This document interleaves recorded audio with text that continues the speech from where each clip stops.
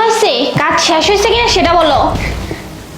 হ্যাঁ, কাজ প্রায় শেষের দিকে। ওকে এখনই বৃন্দাবনে পাঠিয়ে দেবো। তুমি এক কাজ করো, তুমি তোমার কাজ করো, তাড়াতাড়ি করো, আসো।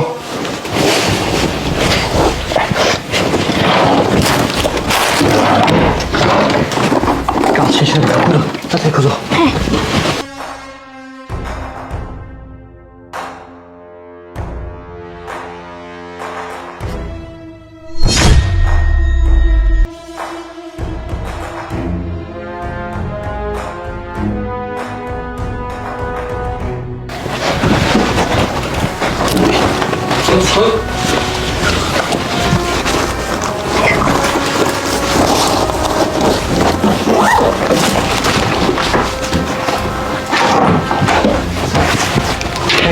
শোনো, দলিল কাগজ কিছুই পাচ্ছি না তো।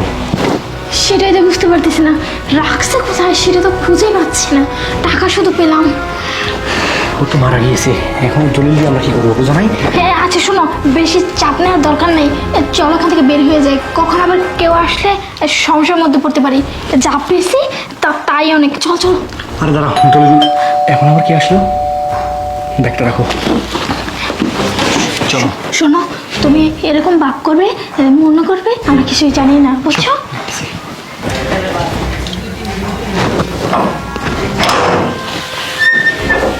জি বলুন, কি সমস্যা? ভাইয়া এখানে একটা পার্সেল ছিল। পার্সেল? হ্যাঁ, কি নামে? আরিফুল ইসলাম। ও এই যে পার্সেল। আচ্ছা ঠিক আছে, আপনি যান। টাকাটা তো অনলাইনে পাঠিয়ে দেওয়া হয়েছে, তাই না? জি ভাইয়া। ওনাকে কি দরকার আছে? না, দরকার নেই তেমন। আচ্ছা ঠিক আছে, তাহলে আপনি যান। বুঝতে পারছেন? আচ্ছা ঠিক আছে। আচ্ছা ঠিক আছে, যান আপনি।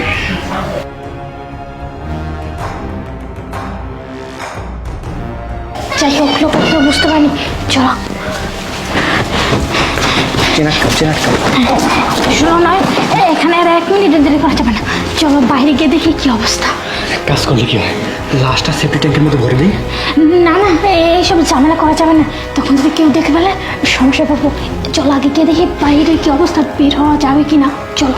তারপরেও তো বুঝো না। আরে বেশি কথা বল না, চলো তো। জমির দলিল তো পেলাম না। আচ্ছা আসো। আরে এদিকে দেখো। আরে আরে চলো চলো।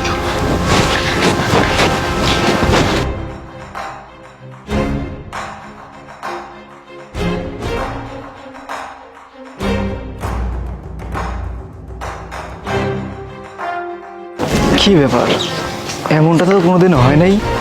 আমি তো পার্সেল নেক্সট করে স্যারই পার্সেল নিত। তাহলে আজকে স্যার কোথায় গেছে? আজকে পার্সেল অন্য কেউ নিল, কোনো সমস্যা আছে নাকি? আপনি এখনো জান না এখানে দাঁড়িয়েছেন মানে? এখনই যাবো ভাই, আসলে একটু মানে দাঁড়াইছিলাম তো। আচ্ছা ঠিক আছে। যান। আরে ডেলিভারি ম্যানটা এখানে যাচ্ছে না কেন? ও কি কিছু বুঝে ফেলছে নাকি? আমি এত কিছু বুঝতে পারতেছি না। আচ্ছা ওকে এখান থেকে যেতে বলো। যাও। আচ্ছা ঠিক আছে, ফোনটা তুমি দেখো, আমি দেখতেছি ওকে। আচ্ছা। কি ব্যাপার, আপনি কাকে ফোন দিচ্ছেন? না না, ফোন দিচ্ছে না, এমনিতেই। আপনার ডেলিভারি নেই? ফোন রাখুন, ফোন রাখুন এখানে।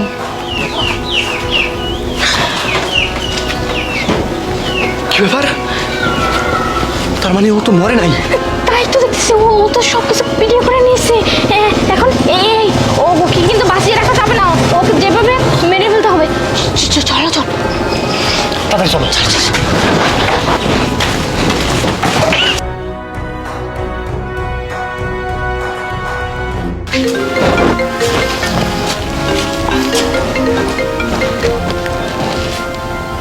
হ্যাঁ স্যার।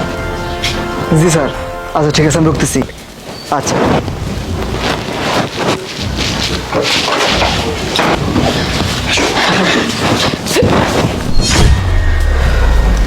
বড় ভাই, তুই এখনো মরিস? কেন আমাকে মারার এত শক্ত? আমাকে মেরে ফেলে আমার সয় সম্পত্তি, আমার যত টাকা পয়সা সব কিছু তুই নিয়ে নিবি?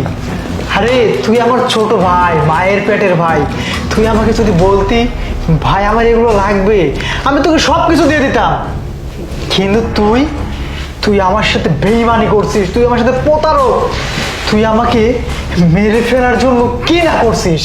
হ্যাঁ, তোর বউকে নিয়ে এসে বালির চাপা দিয়ে আমাকে বিছানায় মারতে চাইছিলি। আরে আমি সব কিছু আগেই বুঝতে পেরেছিলাম যে তোর একটা প্ল্যান চলতেছে। তারপরে নিজে একটু বুদ্ধি খাটিয়ে তুই যে জায়গায় বালির চাপা দিছিস না, সেই জায়গায় মাথা না রেখে পাও রেখেছিলাম, কিন্তু তুই বিষয়টা বুঝতে পারিস নাই।